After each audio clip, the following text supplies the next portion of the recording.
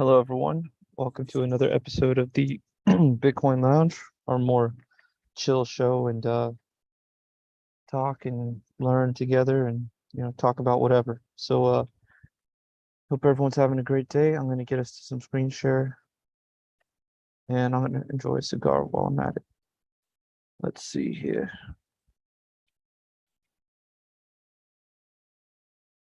I just gotta figure this out. I'm using my Mac.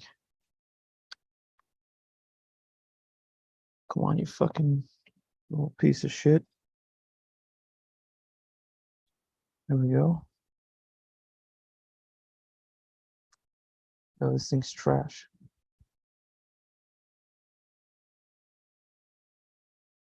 See if this works. Oh man, I have to freaking do some settings.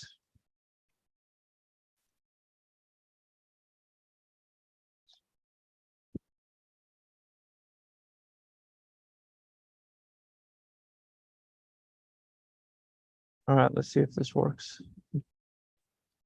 Saying that I might, okay, this should work.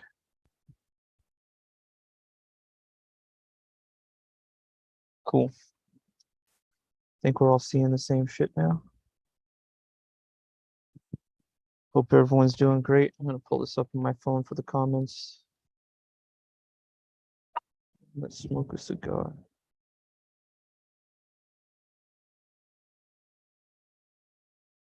Mm.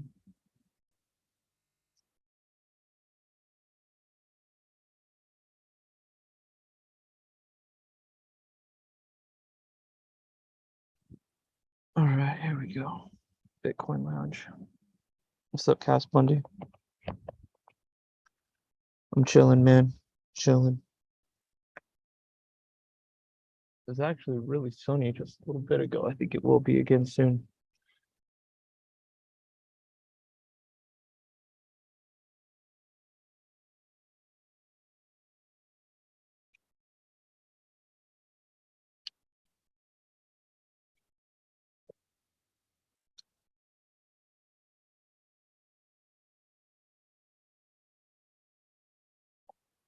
Man, this is good.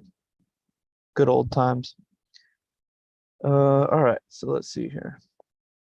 Just watching this market for a bit. We have touchdown over here. This is really, really weird. There's not too this clearly shows there's not too many sellers willing to sell right now. It's just a beat up market.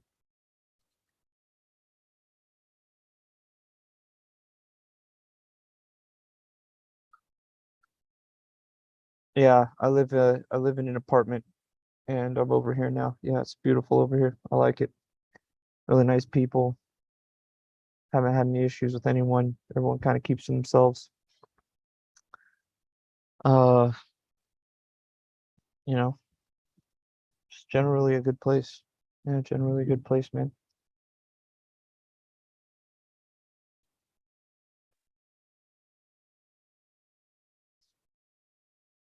So let's see here.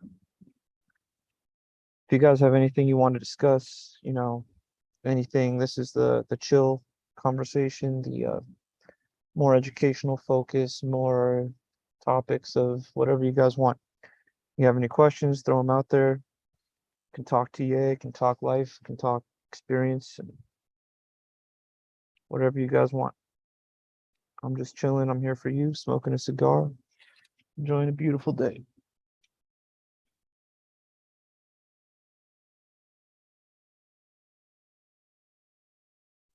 While we look at some charts together. Um, One thing I notice is what do I see in the order book? Read my mind there, Cass. Um, the problem is I don't see much. Look at this. There's not shit. No one's doing anything. No one's making moves. There's not even anything running across the trade history. This is kind of bullshit. I'm telling you, there's some weird stuff going on.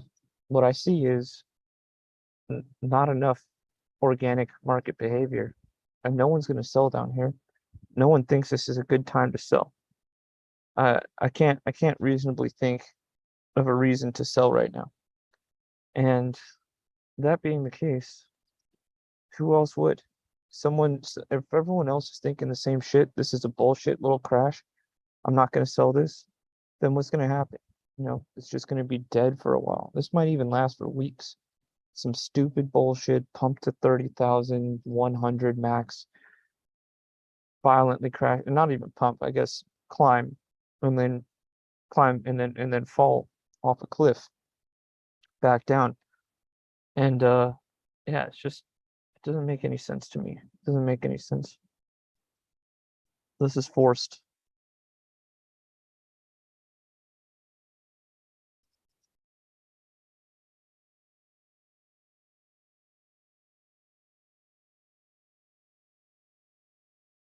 There we go. That's some nice sun there.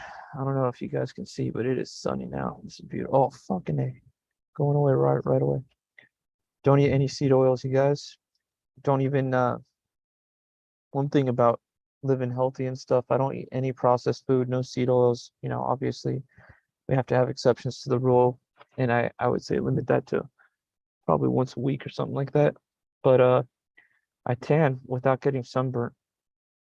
Pretty much I've sat out here and smoked 3 cigars back to back, few hours in the middle of the day. Hot sun, nothing. Can we have a look at gold and silver? Uh, Probably not. You know what? Let me see if I can log in. I'm gonna log in here. See if I can type in my password and all that stuff. Trading view. Let's see here. Yeah, trading view. It's not auto-filled anything, so we're gonna have to see if I can remember my password and shit like that.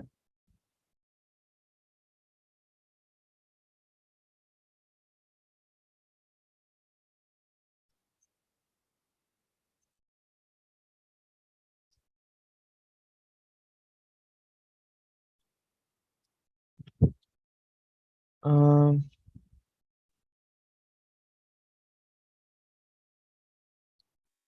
see if this works.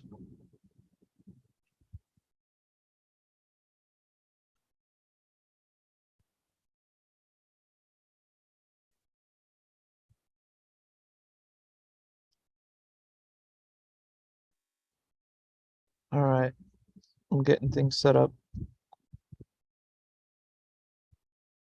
Fuck is my charts?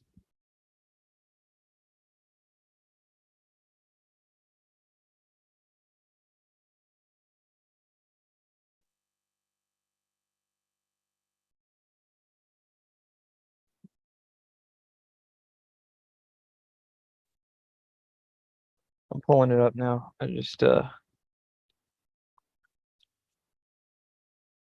fucking A. Let me get this put somewhere. The U-Man Crypto. Yo, what's up, brother? Getting all this sorted out. Yo, I've been really good, man. I've been at peak life. Absolutely loving every moment of my life. I'm very happy.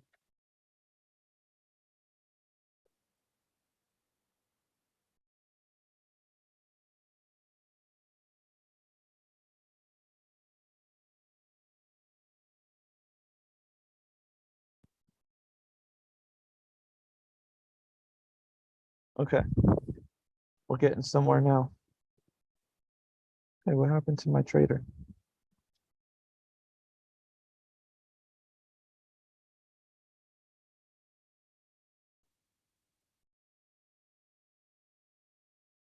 All right, we got trader and we got trading view.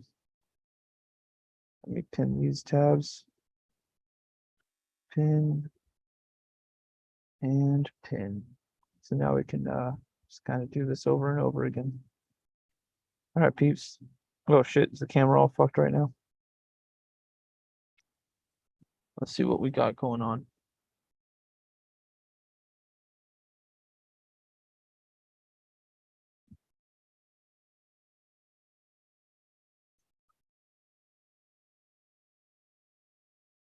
All right.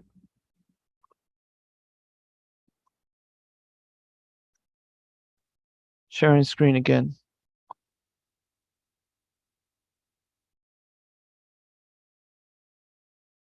Yo, Brian K, what's up, brother? Great to see you. Thanks for joining.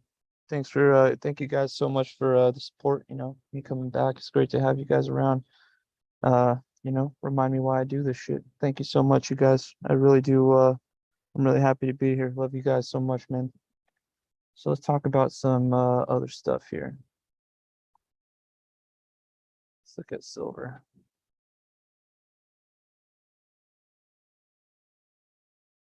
Silver to me is looking pretty damn good. We're going sideways and above $20. So used to saying like 20,000 and shit like that. And so it happens when we only look at Bitcoin. And let's see here, $24.78. We have some good shit going on with MSR, maybe neutralizing a bit in terms of trend, but we did go pretty low. I think silver's undervalued. I think silver is heavily undervalued right now. Gold's at all-time highs, pretty much going sideways at that point. And silver's not doing shit. It's still down from its all-time high.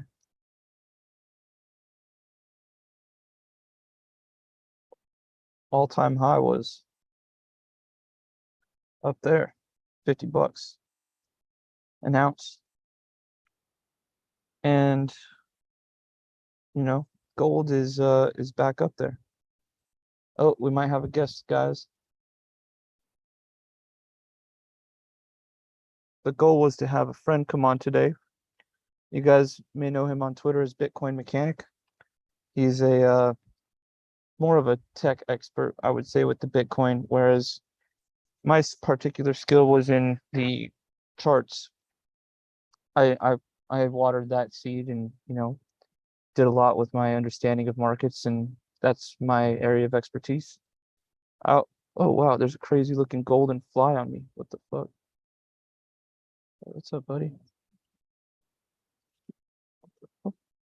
Whoa, that shit scared me, man. Holy cow, that was a weird looking fly. Never seen anything like it in my whole life. Did not want to get stung by some random shit right now. You're on mute right now. Okay. Let me see. How's that? Yep, I hear you. Is it good? Is the volume good? Yeah, it actually sounds freaking professional as hell. Sound like you've been doing this a while, my friend. Thanks, man. Yeah. How are you doing, Joe? I mean, what could be better, right? Cigar on a sunny day. What are you smoking? I'm smoking a Davidoff. It's I can't remember the thing. It's a diadema. This is a Maduro, so you can see the color is quite dark. And yeah, that's what I'm on right now. It looks beautiful, man. I haven't tried Davidoff yet. I hear they're very good. I'm actually surprised. My grandpa bought me these cigars. I'm kind of cheap when it comes to cigars. I usually go to a website and I go to the clearance section, and I always just this is why I know so much about cigars. It's because every time I go to the clearance section, there's tons and tons of cigars that are $500 boxes or six, seven, $800 boxes that are selling for $125. Mm-hmm. So I normally don't even pick a cigar before I buy it. I usually buy a box. This is a gift, and I freaking love them. That's nice, man. I had a whole Monte Cristo yesterday. That's the most cigar I've ever had. Yeah, Yeah, it took me like 2 hours to smoke the whole thing, and I smoke fast too. that's So, funny. yeah, that might be why I sound so professional today because my voice is about an octave lower than normal. That comes with the territory. Yeah. And just saying hello to some of these peeps I've known for a while. Pim, what's up, man? And yeah, thanks again, Brian, the U-Man Crypto. So I just started up a new YouTube channel here, Can I grab and the stream link? yes, shoot, how do I send this to you? I'm gonna send it to my phone. But while we have you here, there's actually a lot of questions I've been having about the Bitcoin, not markets. You know what I'm saying? Yeah. I really like I've been off the map, man. I've been having a great time living life, and I stopped streaming for a long time. This is my new channel, like I said, and now I'm back. Now I'm back to take it seriously. I really missed what was happening with ordinals. I missed what's been happening with dips, anything like that. So Mm-hmm. I'd be curious to hear what your thoughts are on some of these issues that seem to be dividing the community. Yeah, sure. I got some pretty strong opinions on them, and I know enough to be able to offer you some a reasonable perspective. So, when it comes to ordinals and blockchain spam, generally the community's taken a pretty passive, even enthusiastic attitude in response to them, which I don't think is right at all, actually. And I disagree with most of the mainstream Bitcoin, the deep Bitcoiners. So, and I think I have good reason to, which is when we were talking about small blocks, when we fought the whole block size war, the justification was that we need, And the block size war back in August 2017, right? That yeah, well, okay. that's when it all finally wrapped up, right? That's when we won. But so many of the arguments there were, we need to treat block space as scarce, so that, um, well, we need to make sure that the Amir Tarki put it best. He's a legendary Bitcoiner from way back in the day. He said the block space is an intentionally scarce resource. It's just like 21 million. You don't artificially just go, let's just have as much of it as possible. The whole point is that we treat Bitcoin's blockchain like the space in it is actually valuable. When Okay. we max it out and we start having too many transactions for what it can handle, Mm-hmm. you're not supposed to just say, all right, we'll just make it bigger then. It's not supposed to be a global database where people just upload any junk, because that denatures it, it devalues it, and it means that people can't verify what's on it because there's too much data, which means it just turns into big data again. And then you're back where you started. You might as well just have a bank. Like, we all know that, right?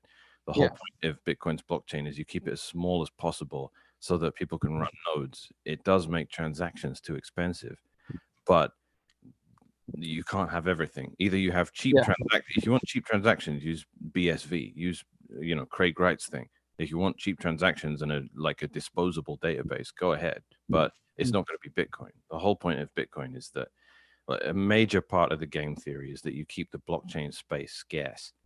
Okay. So Can that's I why. can I interrupt you for one sec, Yeah, please? sure. Hey, so it's at Bitcoin Mechanic on Twitter. No, it's that grass-fed Bitcoin. Grass-fed Bitcoin. Yeah. I am just doing that right now. Cheers, man. And yeah, thanks so much for joining me, man. I'm Yeah, you're welcome. happy to be chilling. Here Me we too. go. I Yeah. miss you, man. I miss Yeah. hanging out in Mexico. We had some fun down there, man. I know, dude. It's freaking amazing. I miss the good old days, man. Like there was just there's a funny thing to me about the community. I feel like the community is peaked. I feel like Yeah, it it has. yeah, it's just a different community right now. Well, I mean, it peaked at the beginning. It, Yeah, exactly. Yeah, back it in was 2017 was the best. the only. 2018. No, no, I'm saying it peaked when it started, man. Like, Hmm. it was born of the cypherpunk movement. The whole Okay, thing okay. started on the cypherpunk mailing list. No one there was in it for the money. They were in it Yeah, because they were cypherpunks. And Bitcoin, like everything else, is going to be a victim of its own success. As it yeah. grows and grows and grows, the average intelligence of its users is going to go down and down and down. Like, that's just the nature of things, man. Like, do you think the average person using the US dollar knows anything about the US dollar? That's No. 100% like so little, so little. Yeah. So the average Bitcoin user is going to know less and less about Bitcoin as time goes on. So Yeah, it's inevitable. There is literally no point crying about it. So it's just, we got to make it as good as we can in as short a possible time as we can. So yeah. when it comes to all this blockchain spam, the point is we want to compete for blockchain space. That's basically what I'm getting at. And the assumption is that if your transaction really matters to you, you're going to pay for it and you're going to outcompete all the spam. So back in the day when there was just basically unlimited space in the blockchain because no one was using it yet, we had shit like Satoshi Dice, which was a gambling site, and it just spammed the blockchain with endless crap. I used to sit there watching blockchain.info. It used to have like a live visualization of a mempool, and it would just Hmm. show thousands of transactions from this stupid website. That stopped because it wasn't economically viable anymore. And Okay. that's the game theory that checks out. That's how it's supposed to work. Like, if you really want to move money into a real transaction that you want set in stone for all of time, you should be prepared to pay for that.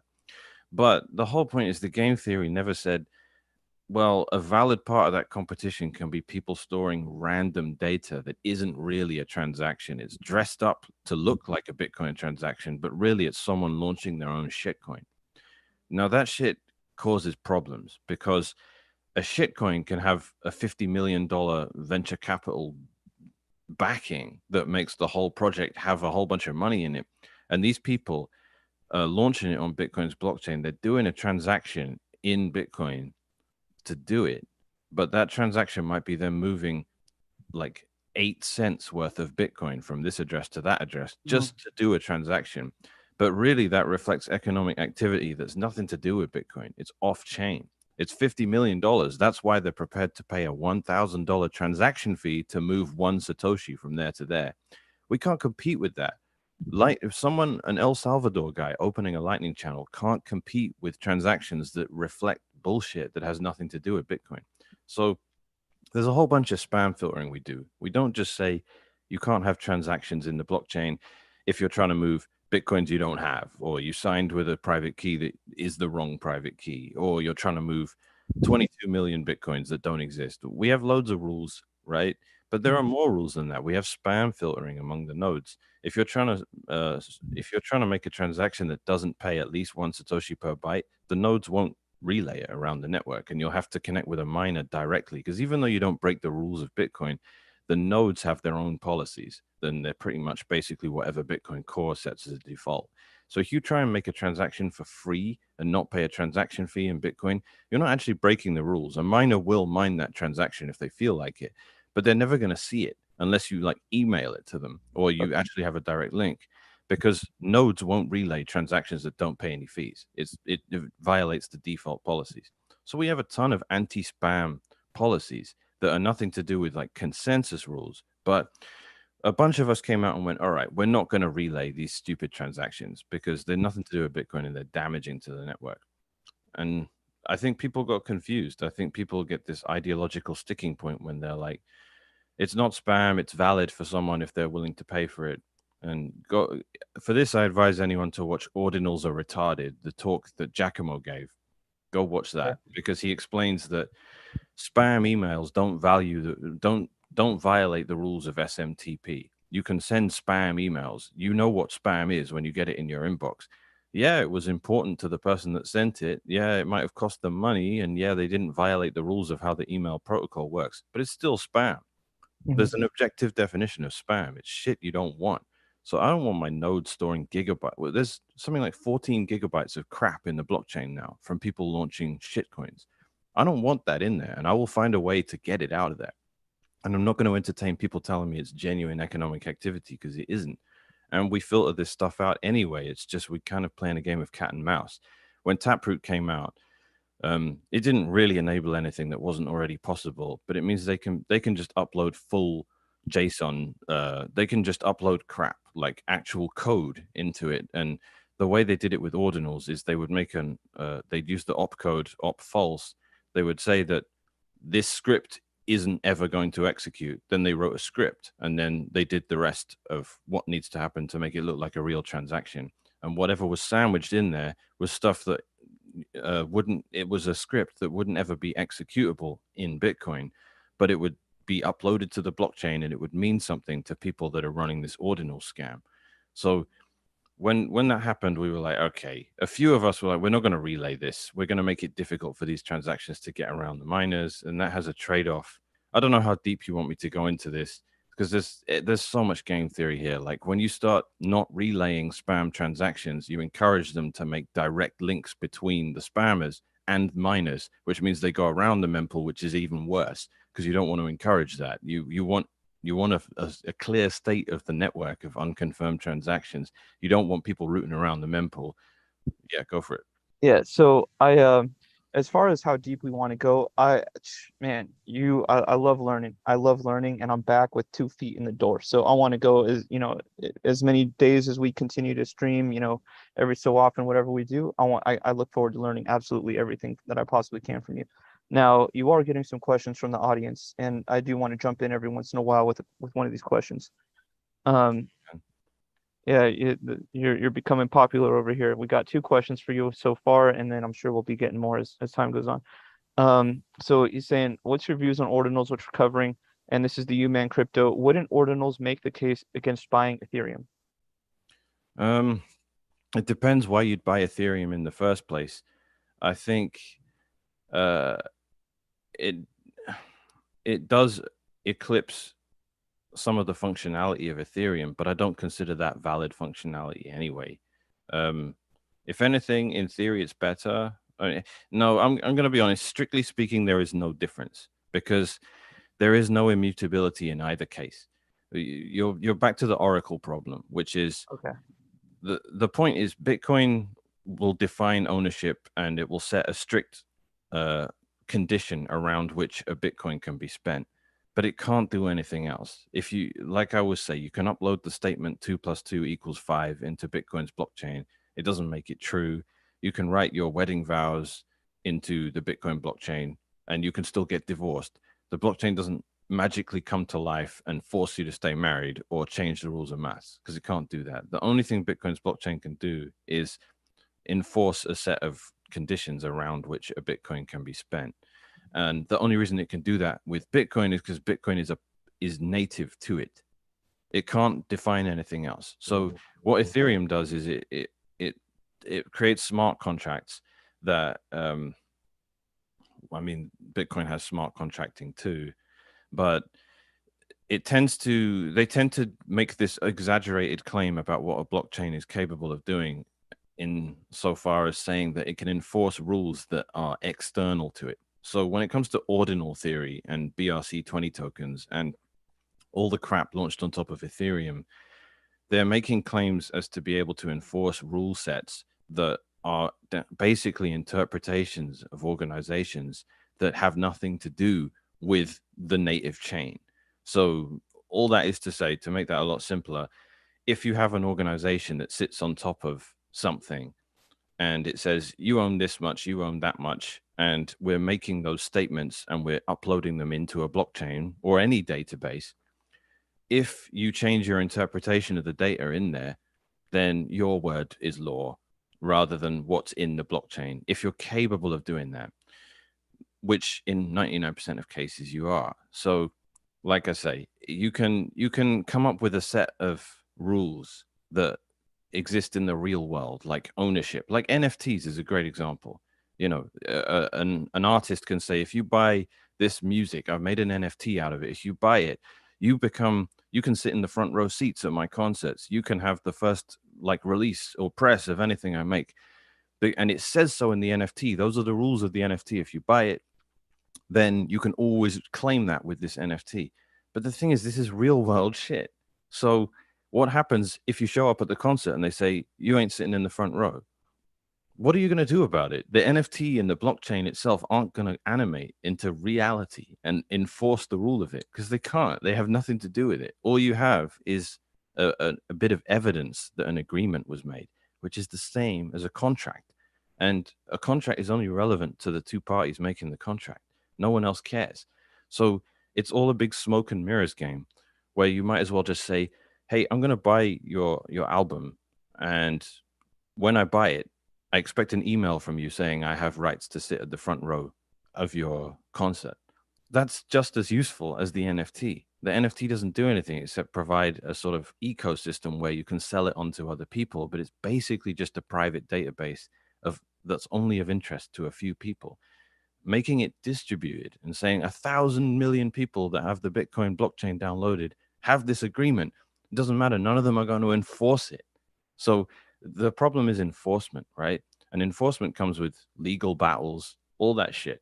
So it doesn't really do anything. That's the whole thing is kind of it's a big psyop to make people think that there's going to be some sort of enforcement. Like if I send you a Bitcoin, that the your ownership of that Bitcoin is defined by the blockchain in an unbreakable way. Whereas if I send you an agreement that I upload into the Bitcoin blockchain that requires real world enforcement, it makes basically no difference than if I'd sent you an email saying, hey, Joe, I sold you this cigar, but it means I get to come to your wedding or some shit like that. Then the day I show up at your wedding, the Bitcoin blockchain has nothing to do with it because it can't. All it can do is say, here's the agreement we made. And it's in an immutable database that persists forever. Mhm. That's the difference with Ethereum. Ethereum's database is much more mutable. It is what Vitalik says it is, basically, but it doesn't really matter. You can just take the Ethereum database or the Bitcoin database or an email where we made an agreement, and just I can show it. And if you don't honor it, I can sue you, which is basically no different. Nothing's really changed. It's basically the old world system with a bunch of, that like self self wiping napkin they drew to describe Ethereum, where it's like a guy presses a button and a pool cue hits a ball which knocks over a lamp, and like it to have a napkin go like that. It's like just use your hand. Like Yeah. you're not doing anything new, right? So, I don't know. Yeah, that's about what I can say about that. Okay. So let's talk about this one. Thank you so much, by the way. Like I'm not gonna pick everything up you say right now. Like it's probably gonna take a few conversations, but between checking this and talking to you, I just want you to know I'm learning and I'm paying attention. But man, it's gonna take a minute because, like I said, I've been out the game, a good minute here. All right. So a question that I kind of have an answer for this, but I want to get your take. Can you talk about Bitcoin, about KYC and non-KYC corn? What are the dangers of KYC corn? And I'll take this one step uh, further, Mm-hmm. knowing that we have whirlpools like Samurai. If Mm-hmm. I buy my Coinbase, I buy my Bitcoin on Coinbase, I immediately whirl it up. Am I off the grid now? No, I mean to some extent you are. I'm just saying hello to your chat here. That's my YouTube channel for anyone Oh, that's beautiful. I didn't know you have your own channel, man. Darn it. yeah, I do. I've got a lot. I do some shorts as well. There's some 60-second YouTube shorts explaining stuff about Bitcoin. You know what, let's make sure we have a conversation pretty soon here. Like after all this, maybe today. But let's coordinate some shit, man, because I got 2 feet in the door again. So Great. yeah. Let's go, man. I'm excited. Yeah. With regard to what you just brought up, on grid, off grid, right? So there's two things here. One is you buy your Bitcoin. Um, sorry, just messaging the other half. One is you buy Bitcoin KYC, then you clean it. One is you acquire your Bitcoin anonymously and then you clean it. They're very different things, right? So if you buy your coins on Swan or Coinbase or whatever, and you have to give them a copy of your driver's license to do it, and a utility bill, and you basically get completely KYC'd up the ass, Mhm. and you withdraw it to a Bitcoin address. They know that Bitcoin address. Then you stick it in Whirlpool or Wabi Sabi or Join Market or whatever, and you clean it. They know you did that. They Mhm. don't know where it eventually ended up, ideally. And if you, preserve your privacy going forward, they don't know your activity, but they know you bought some coins and they know you mixed them. That's about it. If you mined your coins or something, and the only thing anyone knows is that you used more electricity one month in your house or whatever, then you're anonymous, you're private. Well, I say you're private. Um, then what happens is different. Then you might want to mix for different reasons, but it becomes less necessary. But it is still strictly necessary for certain things. So KYC versus non KYC, a big part of it is, does anyone know that you own coins in the first place? Because it doesn't matter how much you coin join. If Coinbase knows that back in 2015 you bought 25 Bitcoins, then they know. That's it. There's nothing you can do about it. You can say you lost it. You can say you bought it for someone else. You can spin up whatever story you want. But all coin joining does is mean they can't follow your activity through the blockchain. It doesn't mean you can ever delete that knowledge that they Yeah. knew you're a Bitcoin guy. Like Joe Saz bought some Bitcoin. He bought it here. He's potentially a millionaire now. Like, you might not want them to know that. So yeah, that's is a Okay. lot of forward thinking is because people get into Bitcoin and they don't necessarily think it's going to do anything. So they download an app on their phone, upload a passport picture, and just buy some, and they don't really think about it. Like Satoshi's like the mentality you got to have, where it's like I need to start a whole new anonymous identity to even get started in this thing. I don't want anyone to ever know I have anything to do with it. Yeah. He had less reason to be confident in it than anyone else because he was at the very beginning of the project. He didn't know it was going to succeed like it is. So that foresight is just I, astounding to me. that's one of the greatest stories ever told right there of Satoshi. He freaking came in and did work, changed the Unbelievable. entire future, potential future of the world, and no one knows who he is. I mean, and that was actually a question we had earlier. Some people think it's Adam Back. What That's do not you think? Adam. It's not Uh, Adam Back. Even if it was, I would say no, it ain't. But I don't yeah. think it is. I don't. I believe Adam's recollection of events, and and I also just believe basic OPSEC. You wouldn't mention yourself in the white paper. Adam Back is explicitly mentioned in the white paper. There's no way Okay. Satoshi would call out his own name. Like it would be a massive fail to do something like that. That's a beautiful point. I Yeah. will say with this real quick. I like to hope, like I like the story of it being Hal Finney, but I also don't think it's Hal Finney. But I like the story of Hal Finney coding in his deathbed basically before he got his head frozen. But Did they we do freeze have just his head? I thought what? did they freeze just his head? Is that how it works with I cryogen? I think well, they have both, but I am pretty sure he paid for his head. I looked at this a long time ago, so I could be wrong there. It could have been in full freeze, but I think it was like amount of money to freeze the head, and then X times 10 to freeze the whole body. Right. And So he wanted to stack sats, so I guess he chose just the head. that's what I'm thinking. But we'd have to go back and find that. But anyways, I don't think it's Adam Back either. In fact, I'm 100% with you. I don't think we'll ever know who it was, and anyone who would expose themselves like that, it just wouldn't make sense. He did everything perfectly, perfectly. Why Yeah. would he go back and stub his toe? No need. My favorite theory is Len Sassman. And a big part of the reason that's my favorite theory is because Satoshi being dead certainly um, assuages my incredulity a lot that someone could remain quiet and Mhm. not spending their coins because whoever Satoshi is has managed to sit out through some of the most gruesome battles and civil wars and never ever showed up to Yeah, impart their own perspective and re-centralize the whole system and introduce that danger. And that temptation is just beyond human. it's Maybe beyond human. I just suck, but I can't believe anyone would be that good. So the Yeah, idea that he's dead to me, I'm like, that makes a lot of sense. And Len Sassman killed himself very soon after, um, uh, the Satoshi handle just disappeared from existence basically and stopped interacting. Yeah, so I mean, and he's in all the right circles. He's an old cypherpunk. He's an expert in the same languages, and also I think there's a lot of you can infer people from their coding, and you can look at Adam Back's code. You can look at a lot of the claims of the code written, just previous work done by people like Hal Finney and Adam Back, and it's very easy. You can even use Chat GPT to be like, are these two chunks of code written by the same person? And it's quite easy to infer coding style, a person from their coding style. So yeah, I yeah, mean, understood.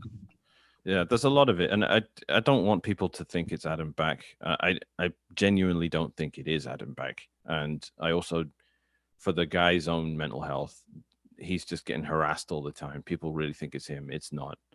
Leave the guy alone. Like even if you think it is him, just leave the guy alone. And it also just isn't. Like it's Yeah, stupid. I agree with you. I don't have all the evidence that you have, but I also agree with you. And I also what was I going to say? Anyways, there's a lawnmower going on in the background. I'm going to throw another question at you. We have from Tio. Okay, I have a mining question. Can it accelerate like with 1 to 2% in all the Bitcoin mined earlier? Does that question make sense to you? From Yeah, Tio. of Okay. course, that is actually what's happening. The the creation rate assumes a consistent hash rate. The year 2140 being the year the last bitcoins are mined, assumes that blocks are found every 10 minutes. But we know that isn't what happens because hash rate keeps going up, which means they get found every 9 minutes. And then the network adjusts to make it 10 minutes again. But then that only lasts for the first few blocks. And because hash rate keeps going up generally over time, that means blocks get found on average faster than once every 10 minutes. So we're on target for finding all the Bitcoins sooner than 2140, but not that much sooner. It will be I don't actually know what the estimates are, but it still will be next century. But generally, what that means is that there's in effect a bit more block space because blocks are found a little bit faster. So the transactions have more space generally to go into. There's a new block that you can put your transaction in every 9 minutes instead of every 10 minutes. So yeah, you're completely right. We will find Bitcoins a little bit faster than you would expect to I don't really know why that's described the way it is. Like blocks are found every 10 minutes, but they never actually are in practice. It's always slightly faster than 10 minutes, apart from if there's like a big crash in price and a lot of miners go online, then it's the opposite. But it doesn't average out. It, Mm, it, it always skews in favor of blocks being slightly faster on average than 10 minutes. okay. Beautiful. Thank you. And you know what? Why don't we keep going with some like I'm thinking we keep going with some ordinal stuff because have I missed anything else that you would say, Joe, this is another big thing, a big topic. I mean, I'm not the tech guy, but I used to be able to know my way around the ring. You know what I mean? Yeah. Um, so yeah, let me make some mods. Here's the thing with ordinals, man. It's a scam. And here's why it's a scam. Because you're relying on an interpretation called ordinals theory. And that interpretation is what's relevant. And that's it. Once an interpretation is relevant rather than the actual data that they're interpreting, who cares if it's immutable? The interpretation isn't. So you can say this ordinal belongs to that guy according to my interpretation of what is in the blockchain. So if your interpretation changes, it doesn't matter what's in the blockchain. Simple. That's it. So ordinal theory can change, which means it doesn't matter what it's based on. If you're interpreting, like, here's the thing: if I send you a Bitcoin because I have the right private key to sign a transaction that comes from a UTXO, it doesn't then require a whole bunch of people to make an interpretation of the transaction I put and go, well, we think he sent that to Joe Saz's address according to this set of rules, which has nothing to do with blockchain with Bitcoin. It doesn't work like that. Bitcoin says I sent some money to you, so I did. There's no interpretive element. There's no subjective element. So whenever you stick a subjective set of rules on top of stuff that happens in Bitcoin, those rules can change, and in which case the data becomes irrelevant. So ordinal theory could work just as well as a private database. The whole ordinal scam could just be a website where people say, I've done this and I want it to reflect that. It just putting that database in Bitcoin's blockchain and then trusting the people behind it to not change how they interpret what goes in there. You're it's just so backward in how things are done. You're doing I can't even, it's so mind numbingly stupid that I can't believe anyone's falling for it. But of course, people fall for it because that's just what people do. They fall for scams. They don't like to think, and they want to think they're going to get rich quick. And there's just millions of dollars flying around, and they get confused and they start buying stuff and they get rug pulled. I just can't believe it. After all this time, people are still getting scammed with this nonsense, man. Yeah, that is surprising. If you've had your if you've been in the space for a while, you shouldn't be getting scammed. You probably yeah, you need to talk to someone, follow the right people. At Grass-Fed Bitcoin, it's one of them. There's a lot of good ones, good Bitcoiners out there. Not the pomps, not the who's that fucker that I don't like. Shit, I can't think of his name. Peter McCormack's. Oh, Not yeah. I the was shitting on him yesterday on Twitter. It was nice. I'm Yeah, always taking shots at Peter McCormack, man. yeah. He's kind of held himself out there to a very low standard. I really don't like what he's become. But there's a lot of people out there that really push the growth and get the followers, and they're the biggest pieces of shit in the community. They're anti-Bitcoin in every way. Anyone that says anything about BlockFi, was a fucking idiot. Anyone that encourages you in any way, shape, or form not to have absolute autonomy is a scammer in my eyes. Well, this is the thing, man. You use centralized custodians sometimes, and there's usually cracks.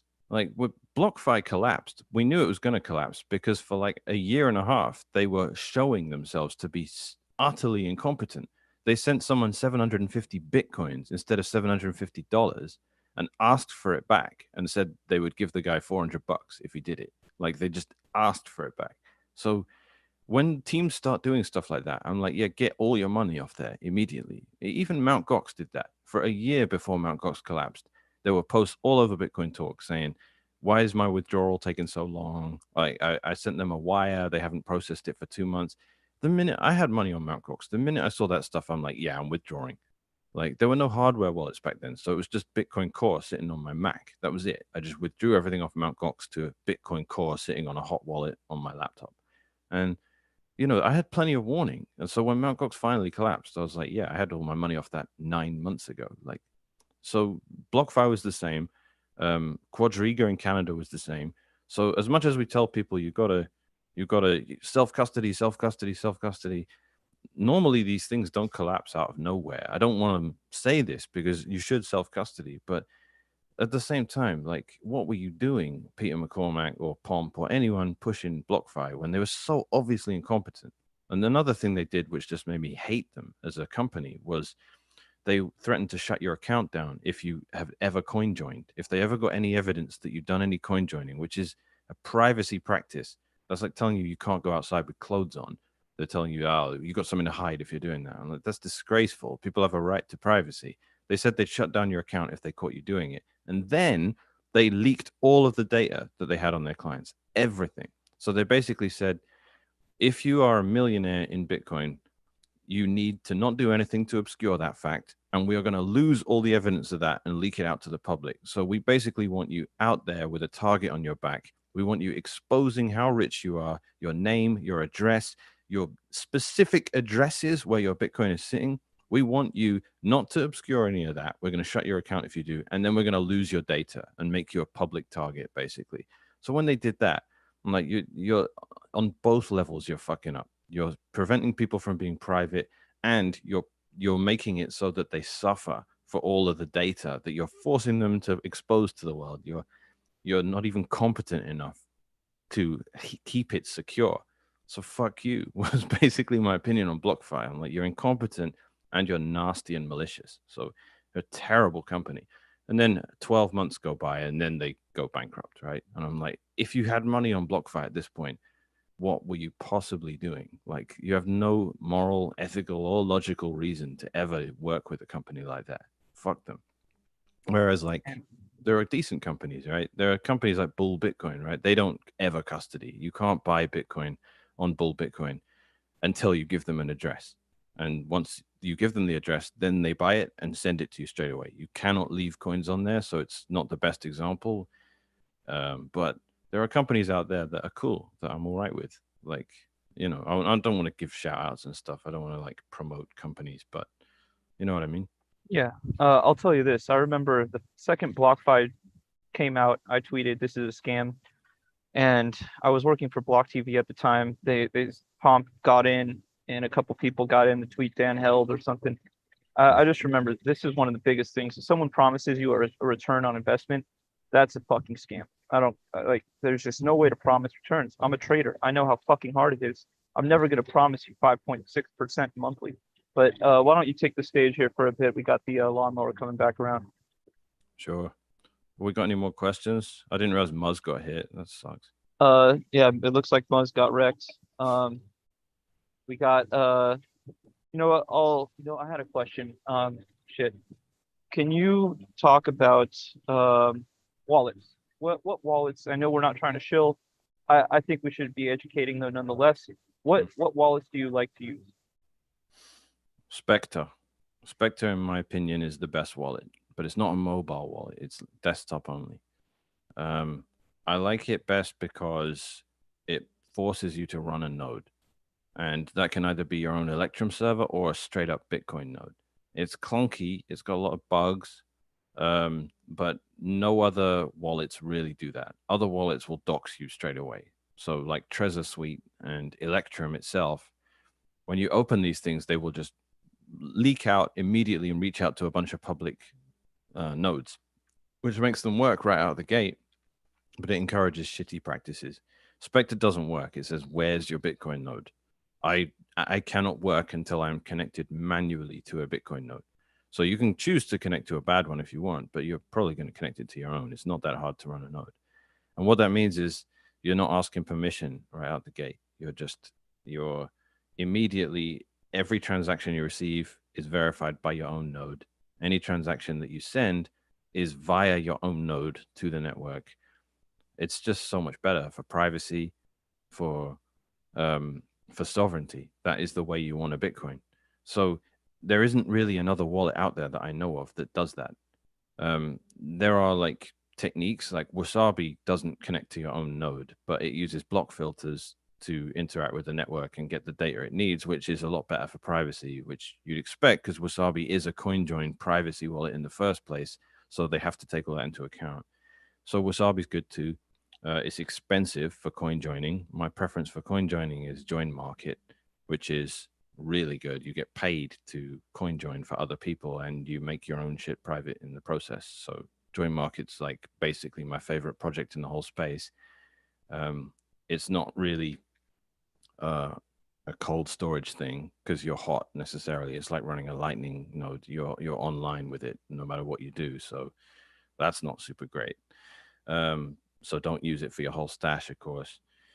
That's software wallets, right? If you're talking hardware wallets, then Cold Card is just the standard, man. Cold Card is really good. They don't do shit coins. There are a few others that I haven't checked out, like Bitbox and things like that, that are supposed to be good. I don't know. I haven't tried them. Cold Card's great. Trezor's really good, really cheap. They shitcoin though, and their software suite automatically reaches out to their own back end, which sucks. I don't advise that. It does at least give you the option of connecting to your own Electrum personal server, and it will let you do it over Tor as well, which is good.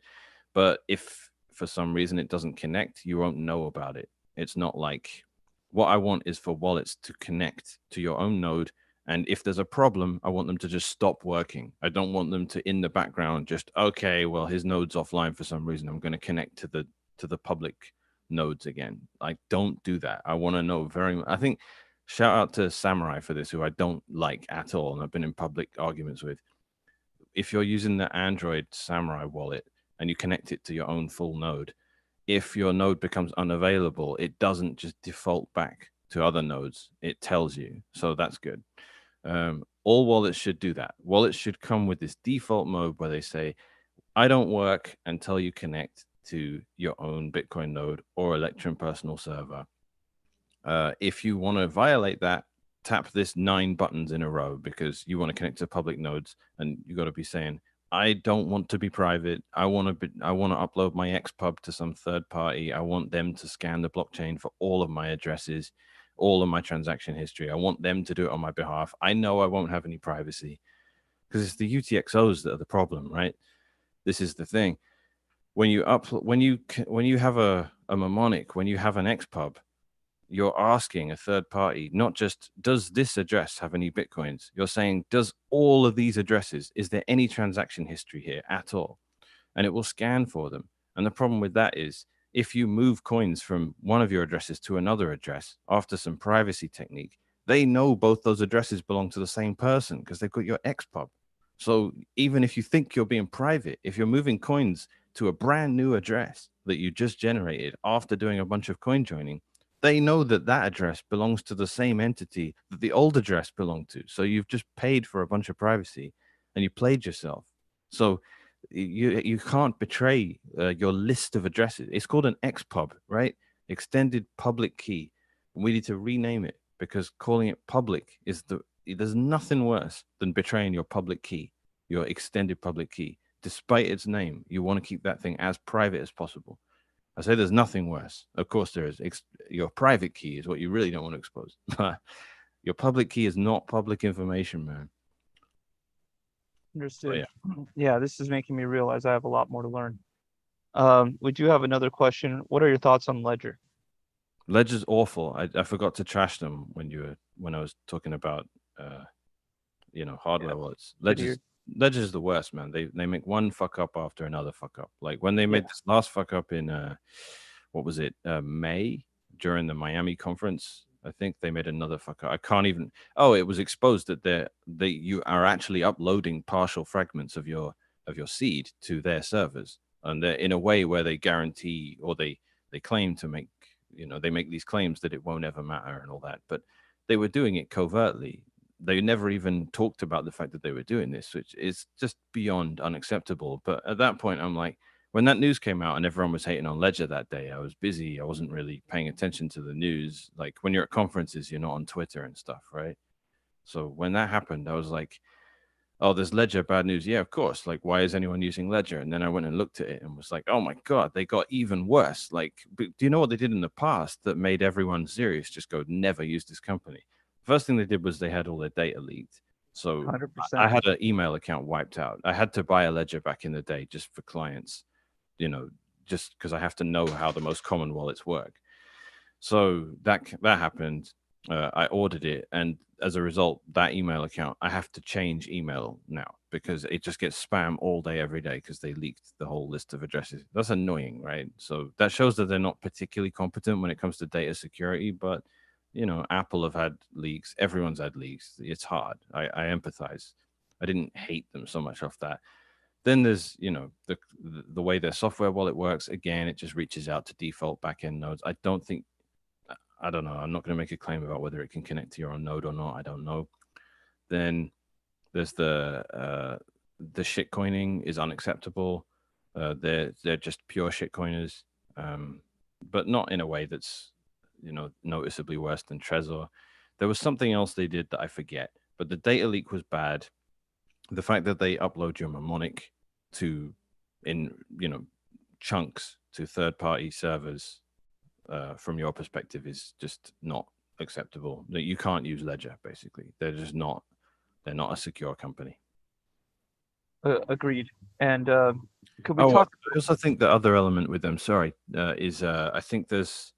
I just don't think there's quite the transparency with what's going on inside the hardware. I don't remember exactly, but I don't think they use even a secure element. And I think whatever they have going on in there to generate the private keys is not being done in a verifiable or open source way. I don't know if you can do stuff like you can with Coldcard, where you can verify the firmware on it and you can upload your own firmware. I Yeah, don't think you can do that with ledgers. So there's a lot of trust. Like, that's one thing I obviously remember. you got to trust a cold card when you get it. You got to trust the hardware to some extent, but you can verify what's possible to verify. You can't do that on a ledger. So you're trusting everything about it. And now you even need to trust their servers in the back end because your actual private keys are sitting on it. That's way too much. Like, they have far too much control over their users. They are a central point of failure.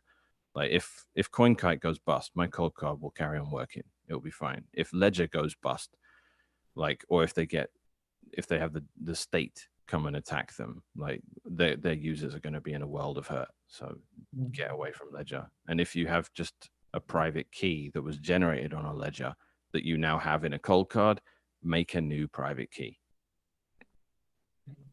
I remember that as well. We got the lawnmower coming back, but I remember Trezor was open source, and that was a big reason why that at the time was a good one, and Ledger was closed.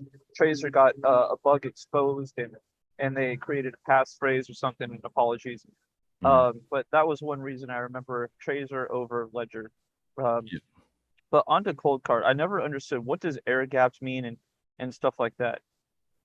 Air gap is so when you're using what a hardware wallet does is it stores a private key. What does a private key do? It signs a transaction. So you can have all your UTXOs. You can have a list of everything in a software wallet on your laptop in Electrum or Spectre, which I mentioned earlier is my favorite wallet. Spectre is on my laptop. It has everything. It labels all my transactions. It has my different wallets. It is connected to my node, so it knows my whole transaction history, and it keeps all the labels for everything because you need to label everything in Bitcoin. Otherwise, you're going to make mistakes, right? Like, you've got your KYC free coins here, you've got your doxed coins here. You want to know what's what. You don't just want to send money somewhere. You want to be like, I want to send this money somewhere. Like, you have to be careful.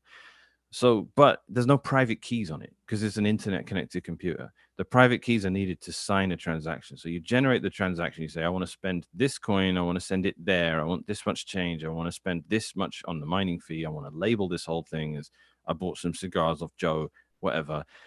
Then you generate the transaction as an unsigned transaction or a PSBT, a partially signed Bitcoin transaction.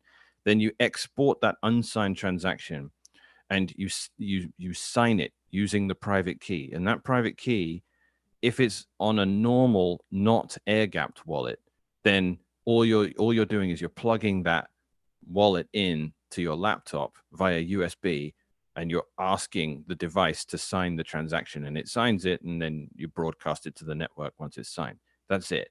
That's that's a wired hardware wallet. That's a USB connected hardware wallet. Air gap simply means that you don't plug it into the internet connected device, because that poses a risk of some sort. Your laptop can upload malicious firmware to the thing if it wants, or there's a bunch of theoretical things that can happen there. Air gap means you take some sort of middle air gappable, you take some sort of hardware thing to transfer the PSBT to the signing device, like an SD card. So with a cold card, you can do it wired because it has a USB port on it. But with a cold card, it has an SD card slot as well. So you take an SD card, you put the unsigned transaction on the SD card, you take that out of the internet connected computer, stick it in the cold card, which is just powered from the wall. It has no connection to an internet connected device. It has no antenna. It has no way of like communicating with the internet. It's offline, and it always will be. It will never be connected to an online device. You sign the transaction on there on the SD card. You take the SD card back, put it in the laptop, and then you broadcast that signed transaction to the world. The air gap just simply means that it was never physically connected to an internet connected device. It's not like that. It's not a huge thing, but it's, for practical purposes, it's a lot better, because if you're running a wallet on a server rather than on a laptop device, you might not be physically near it. So if you're running on a server, you access it via a web interface. You create the unsigned transaction using your browser. You download the unsigned transaction, in another country, on using your laptop. Then you save it. You save your downloaded unsigned transaction to an SD card you plug into your laptop, sign it on your cold card, then upload it back to the server and broadcast it to the network.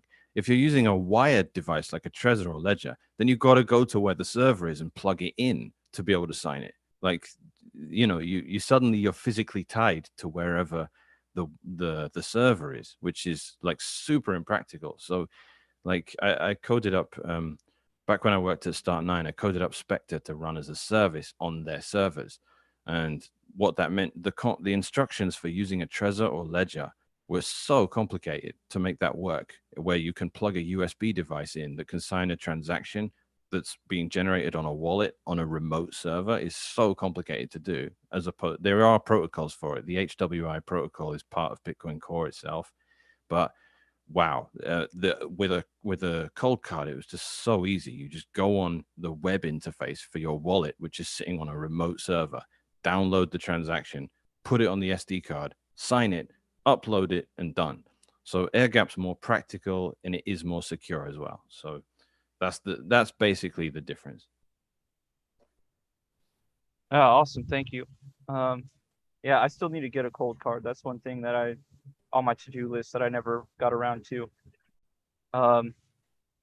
Yeah, so what other thoughts do you have going on, what do you want to discuss, or as it pertains to Bitcoin, what's running through your mind these days? Yeah, I've been through the blockchain spam. We touched on that already, but I think, to be honest, Bitcoin's doing great. The only thing you also mentioned was covenants, BIPs, stuff like that. We're talking about scalability stuff, and there's a lot flying around. We need something. Bitcoin is not ready to ossify yet. If it did, if Bitcoin ossified now, it's going to be impractical for transactions unless you're super rich, which is okay, but it could have been a lot better than that, right? Like, we want it, what that means is the global south, all the poor people in the world using Bitcoin, but they're doing it through third parties. Like, there'll be Bitcoin banks, and the Bitcoin banks will be you make an account with a bank and they handle all your Bitcoin for you. They move it around internally. They're not doing real transactions. Doesn't sound great to me. So for that, we need scaling stuff. We got Lightning. Lightning's good, but Lightning itself doesn't scale particularly well without some of the covenants getting merged and activated on the network. And they're just not there yet. So we have some issues. We've got Adam Back pushing for simplicity, which is just not going to happen.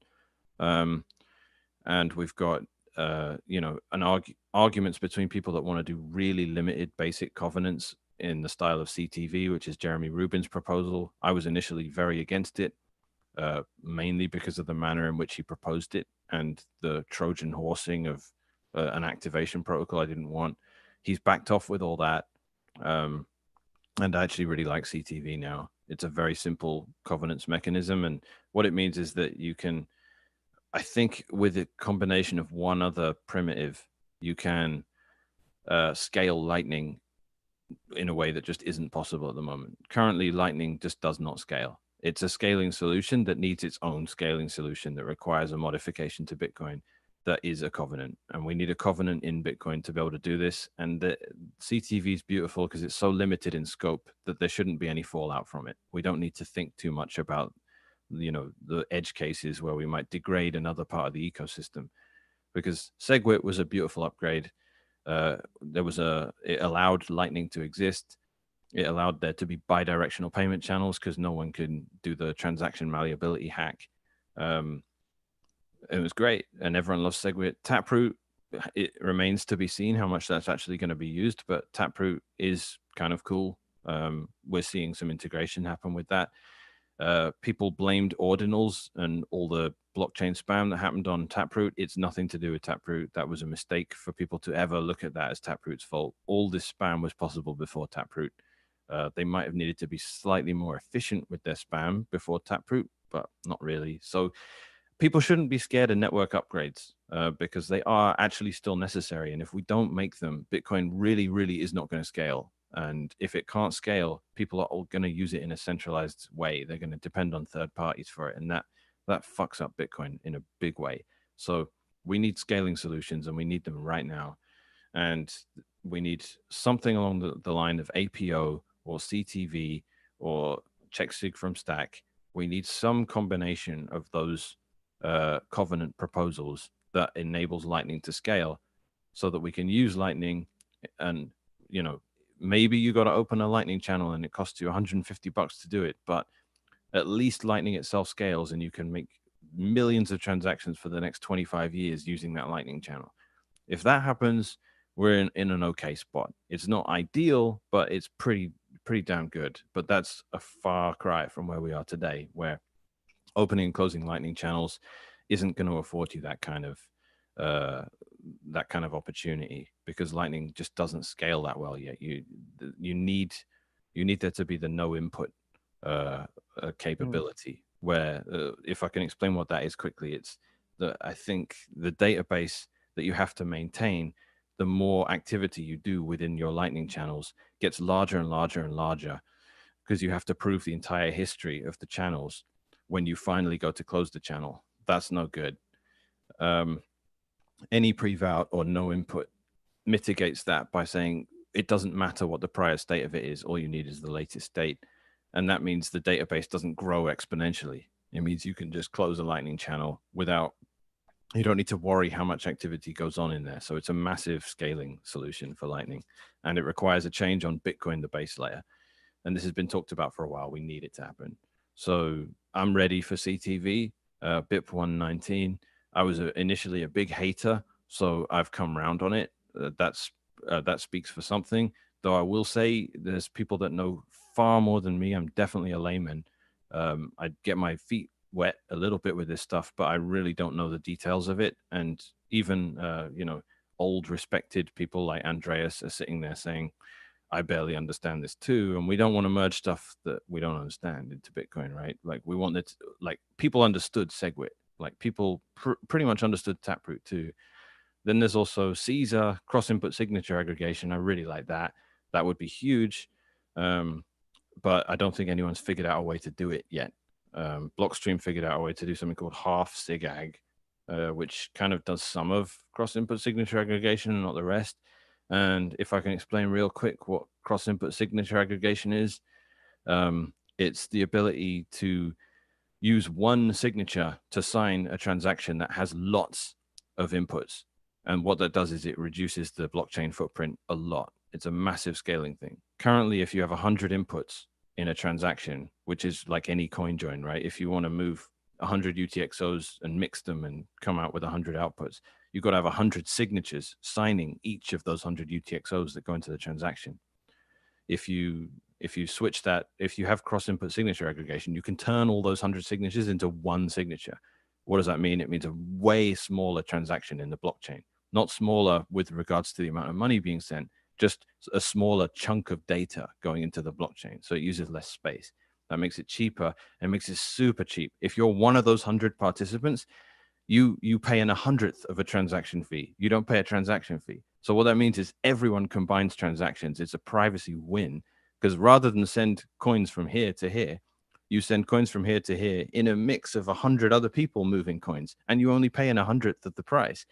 The math doesn't work out that good. I think it tapers off around 30% saving. I can't remember exactly, but the idea that people can either pay $5 for a transaction fee, or they can do a coin join with their transaction and only pay 20 cents. To me, that's like, imagine you got paid money to use Tor browser instead of the regular internet. Imagine that. Imagine how the privacy the world would have if you got paid money to use Tor instead of the ClearNet, and it was faster. Like, imagine how much of a win that is. Like, I want it so bad, but I think it's just, there isn't even a proposal. There's no logic there to even be activated yet. I don't know how we're going to do it. Bitcoin would have had the whole thing from the beginning, but they were still patented. Schnorr SIGs were still patented until 2012. That's why we don't have that kind of signature algorithm in Bitcoin in the first place.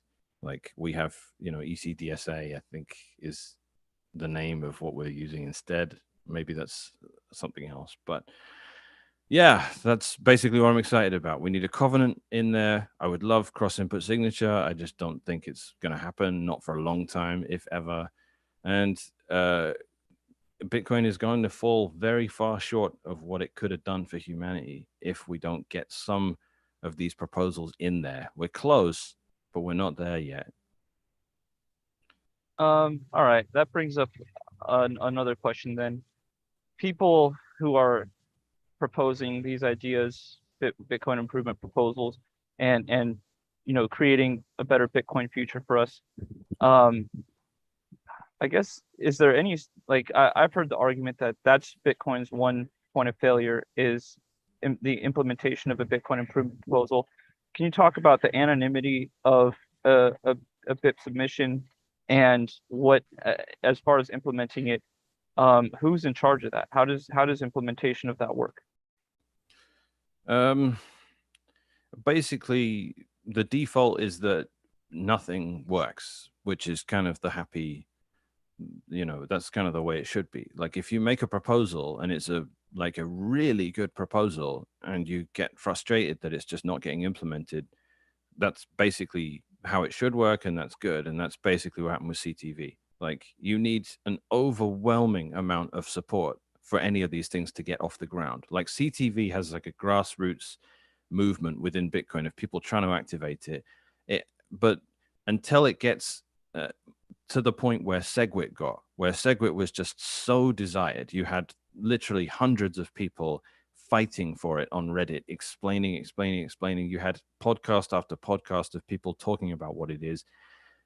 At some point, you reach this critical minority, which is about 5% of users, who are just like, okay, we're going to activate this thing. We're going to run nodes that actually, the actual logic of the upgrade makes its way into Bitcoin Core eventually, but that doesn't mean the actual it activates on the network.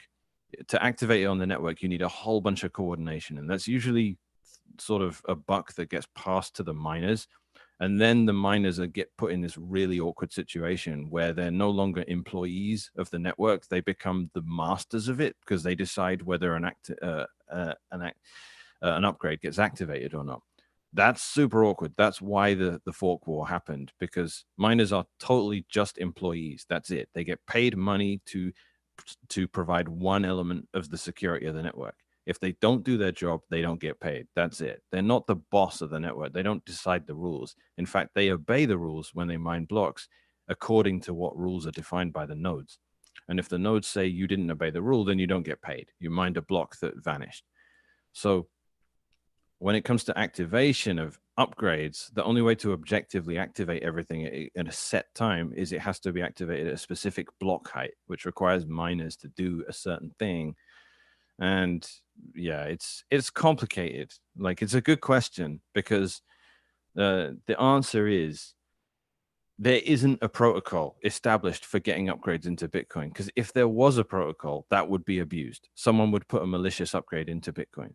So the whole point is to make it a really short answer, this is the answer to the question: how do I get my upgrade into Bitcoin? You don't. Fuck off. That is basically the state of affairs.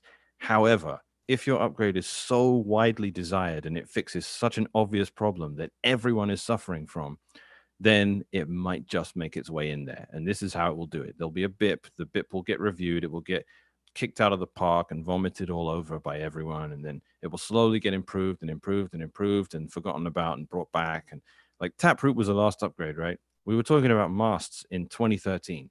So it took 8 years for us to get, because it happened in 2021, we finally activated it. So it took 8 years for something as basic as mast, which is Merkleized abstract syntax trees, which is an amazing bit of tech. We always wanted it in Bitcoin. It took 8 years to finally get it in. So a covenant proposal, these have been floating around. I think the first covenant ideas were around 2015, I think.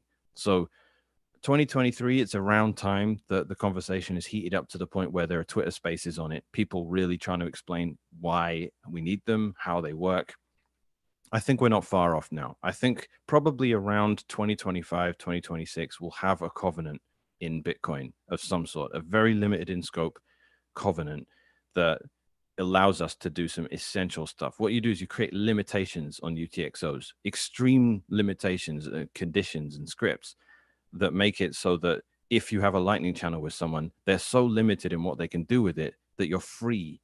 You become free in that lightning channel because they can't do any of the shenanigans where they could scam you out of their money, because they're so limited in what they can do. And what that does is it means you don't have to have all these edge cases in when with channel creation and channel closure. That because in lightning, if your counterparty was just honest, then you can make all these wonderful assumptions that allow you to have freedom. But because you have to control for these edge cases where they might try and scam you, you have to limit what the network can do a massive amount, right? It's like having to put warning: the coffee is hot, because one person in a million might pour it on their lap or something like that. You have to do that with every coffee cup, even though 99% of the time it's never going to happen. Imagine if you made a thing that limited what coffee could do if it were to burn you. You suddenly don't have to put that warning anywhere. Like, you're suddenly free. That's the best analogy I can come up with it ad hoc. So that being the case, when you have a covenant, a restriction of what a UTXO can do, then you're free in a way that it just opens up Lightning, basically. Like, my understanding of this is not great, and I'm constantly trying to learn more about it. But yeah, that's what I'm excited about. That's what I'm expecting to happen soon. And the process by which it's going to happen, it's messy, it's horrible, it requires a lot of people attacking each other, and that's the way it is, man. And I like it. Like, me and Jeremy, I felt a lot of animosity towards the guy. We really disagreed during Taproot. I really disagreed with him the way he proposed CTV.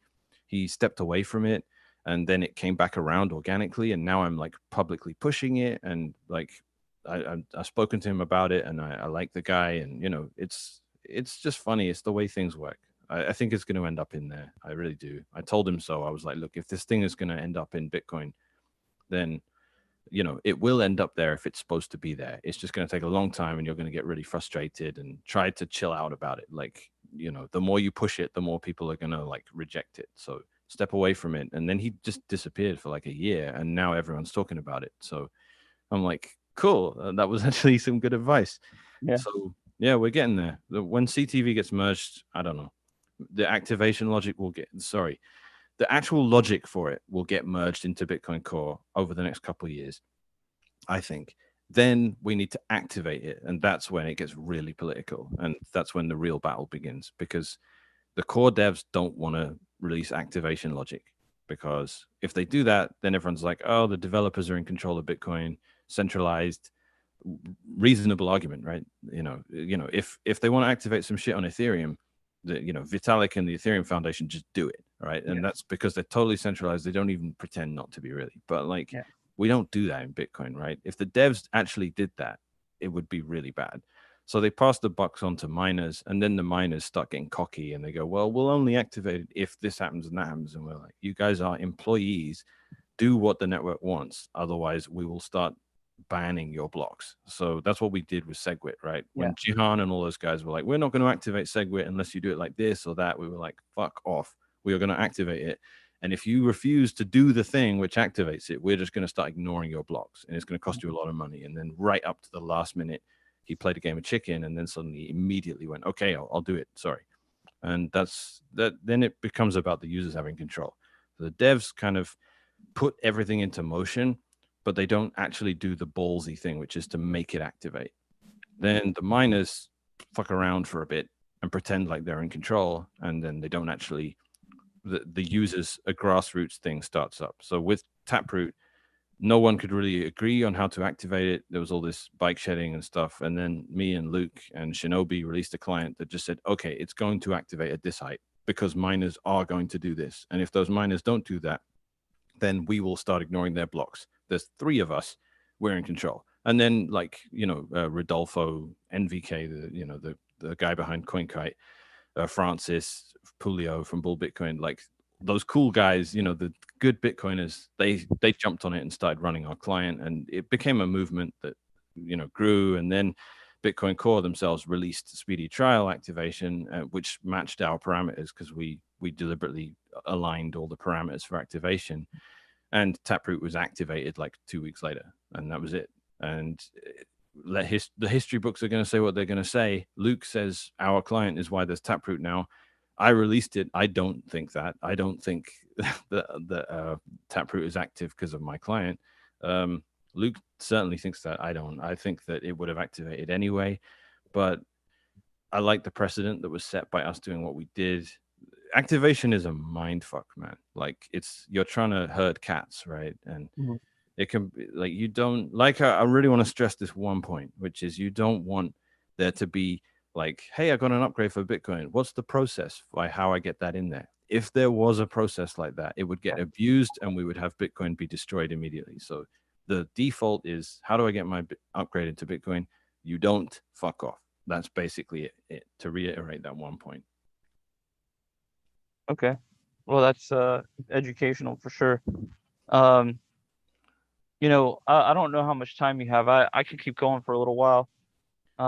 I should probably drop off in like the next 5 or 10 minutes. I gotta give Joyce Then, a break. She's been up all night. okay.